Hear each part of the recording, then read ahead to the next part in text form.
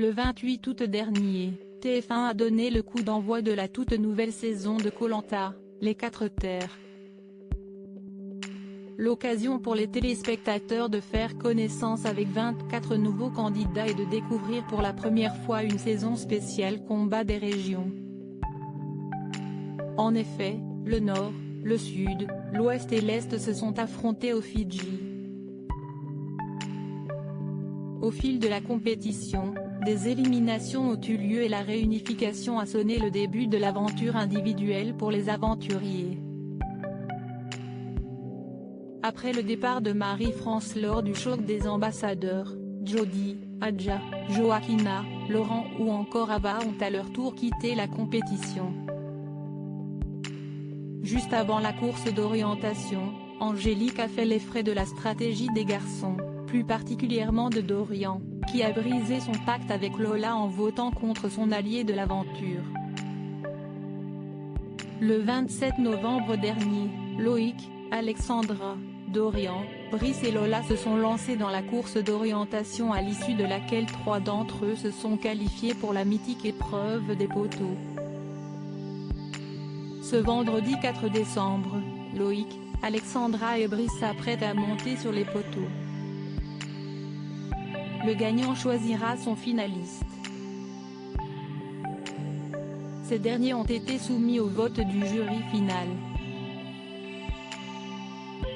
Si est lors du direct animé par Denis Brognard que le nom du gagnant sera révélé. Une soirée qui sera également marquée par un hommage à Bertrand Kamal, décédé le 9 septembre dernier des suites d'un cancer du pancréas fulgurant. Je ne me reconnaissais plus en exclusivité, le Parisien a pu recueillir les confidences des 3 finalistes de Koh-Lanta, les 4 terres lors d'une interview réalisée par visioconférence. Ainsi, nos confrères ont voulu savoir comment le retour en France de chacun s'est déroulé. Mon ventre allait exploser. Et c'était compliqué de revenir dans un monde connecté. Quand je suis rentré dans le train Paris-Chambéry, j'ai vu les gens penchés sur leur téléphone et j'ai halluciné. J'avais l'impression de débarquer dans un avenir futuriste, a confié Loïc. Je rêvais que je dormais en forêt, cette soudaine célébrité sur les réseaux me faisait peur au début. Mais ce fut l'occasion, moi qui suis timide, de prendre confiance en moi.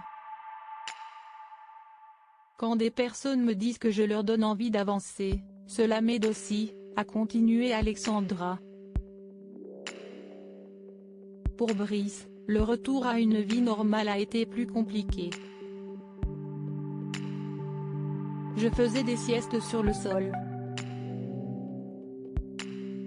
Je ne supportais pas d'avoir un toit au-dessus de ma tête. Je me sentais oppressée, c'était horrible. J'ai passé un mois à manger. Je me suis enfermée et ne voyais personne. En fait, je ne me reconnaissais plus, a-t-il raconté.